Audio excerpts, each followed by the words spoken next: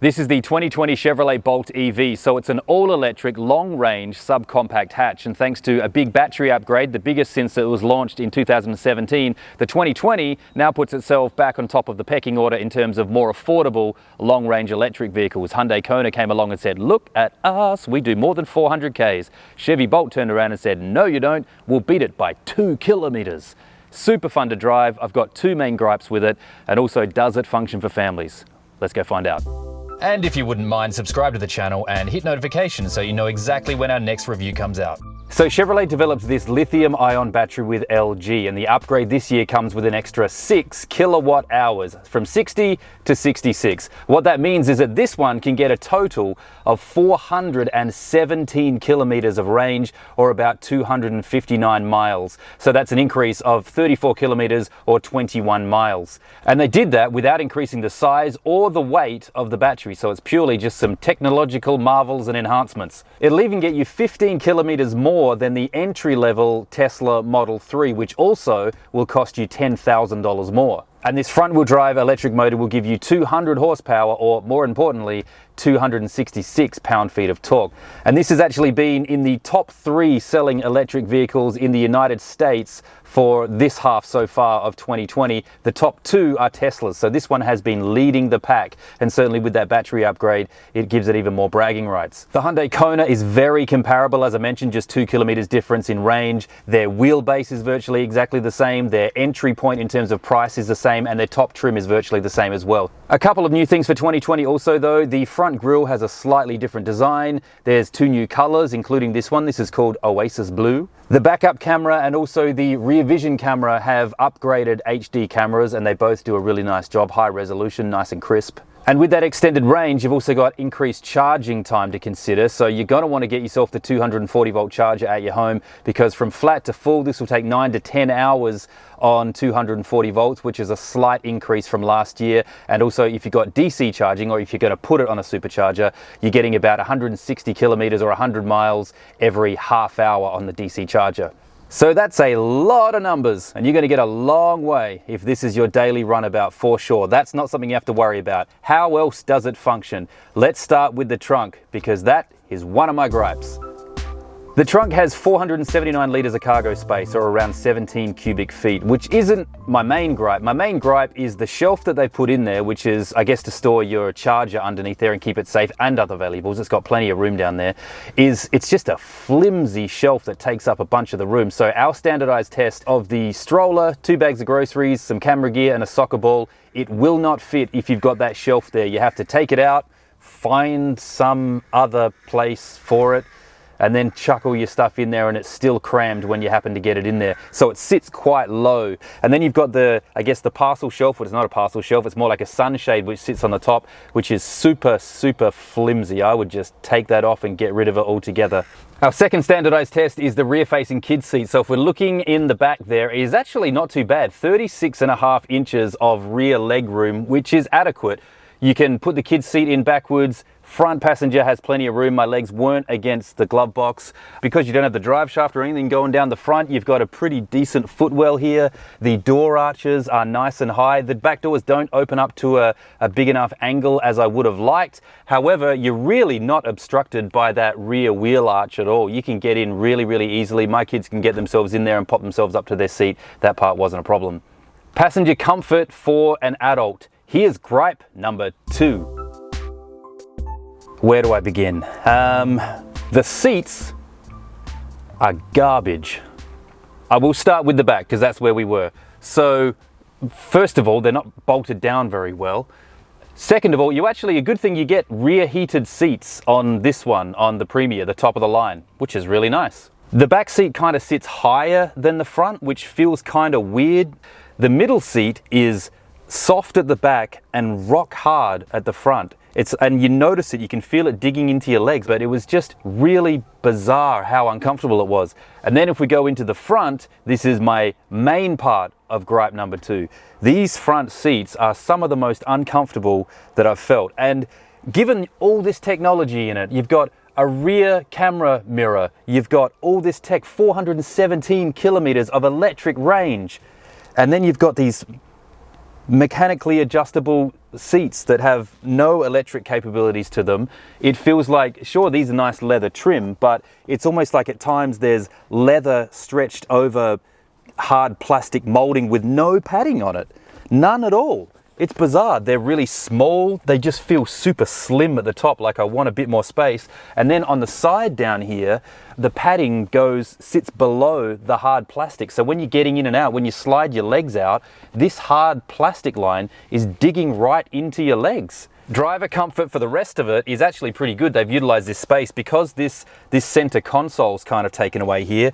You can man spread the hell out of this. The finishings is, I guess, typical of Chevrolet on the interior, so there's just hard plastics galore. And then you've still got a couple other nice functions. You do have wireless charging here, which is pretty sweet. You've got 2 USB outlets here, couple USB outlets in the back, heated steering wheel. Interior storage isn't too bad for a subcompact hatch. It's actually really good. So the rear door bins aren't too bad, a bottle and a little bit more. You've only got one mat pocket on the back here. You've got nothing on this side. They've carved out a lot of the back of the driver's seat to give the passenger back there a little bit more space. No rear climate control, but you do have this big shelf down here, which you will just end up filling with garbage, but if you really need to, there's a decent amount of storage there. The dash and the infotainment system is actually really nice. So you're greeted with this 10.2-inch high definition, high resolution screen. Apple CarPlay, Android Auto are standard, and it uses the whole screen for Apple CarPlay as well, so it looks really nice if you're using that for your navigation. Scrolling is pretty slow though, especially when you're driving and you're trying to go through, like if you're on Sirius or something and you're trying to scan through your favorites or the channel list, there's so much lag. That's one downside of the infotainment system, which apart from that isn't too bad. The backup camera is really nice as well. You've got those upgraded cameras that I mentioned as well. So you've got the surround view, you've got multiple views, front and back. It's high resolution, it's crisp, it's very good quality. So there's the interior, there's our standardized test, there's my gripes. I don't have any gripes about the way this drives.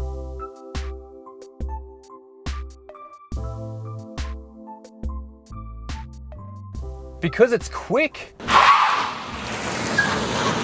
200 horsepower, 266 pound-feet of torque from a standstill. It turns it into a hot hatch. Now it's got a low center of gravity because it's got that battery. You do feel the weight of it, but it keeps it nice and low. It handles pretty well in and around town, and it's quick.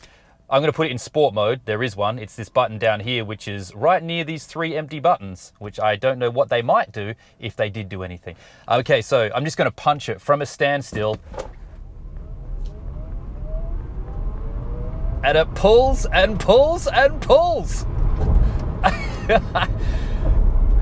For like a little city runabout. Now it does drain the battery like no one's business. Like that little bit there, that was 8 kilometers worth of charge in about 30 seconds. And then what I love is when you're up to speed, I'm doing 55 kilometers an hour, just punch it.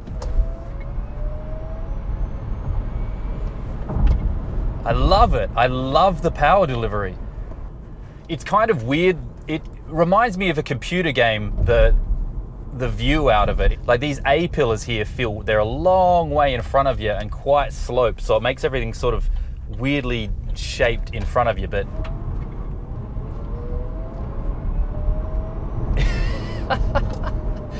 just keeps like a little bit of struggling for traction. You do have traction control, you can turn that off, but yeah, just it drives great. It's so much fun, and I love the fact that if this is your daily runabout, pop it home, plug it in, no gas bill, more fun to be had tomorrow.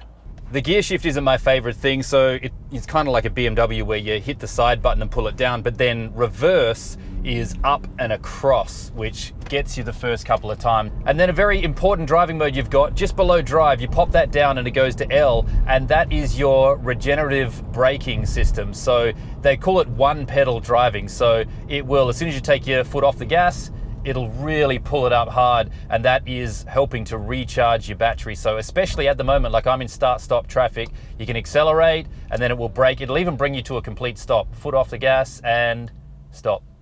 Cool. and all of that is helping to recharge the battery on the go. So that's what helps it get to that 417 kilometers. I would say that when they do their testing to do that, they're using their battery regeneration a lot. Very effective feature, and you've also got your levels of battery regeneration behind your steering wheel on the left-hand side here. So there are two trim levels. Neither one has any difference on range or power or the battery. So the LT and the Premier have exactly the same power output and everything. It really is just the rest of the interior stuff that you're going to have to decide on. And one thing that is a little bit disappointing with this car is that even the top trim doesn't have a huge amount of driver safety and your driver assistance features. You actually need to package that in. So this one here, this is the top trim. So this is the Premier trim, but this also has the Driver Convenience 2 package, which has a lot more of your things like your forward emergency collision braking, your blind spot, your rear cross traffic, that type of thing. That's not included in that top trim, which is a bit of an advantage for the Hyundai Kona electric, because that has a lot of those things, mostly included from the second trim at around about $46,000. So price-wise, this starts at $45,000 in Canada for the LT, and in the States it starts at $37,500, and the Premier is $41,900. And then of course you've got your various rebates depending on where you are. So federally here in Canada, you could be getting back anywhere between $2,500 to $5,000, and then provincially or by state, of course, there might be some available to you as well. And then a lot of people are worried about warranty on an electric vehicle as well, like what happens if the battery breaks or stops working. So I think this one has a decent one. 8-year, 160,000 kilometer warranty on the battery and electrics. So are you going to own it for 8 years? Maybe, maybe not, but if you do, you're covered for it. So that's the improved 2020 Chevrolet Bolt EV. If you haven't already, subscribe to the channel and hit notifications so that you know exactly when all of our reviews come out, because they come out every single week. Till next time, from Family Wheels, I'm Kai.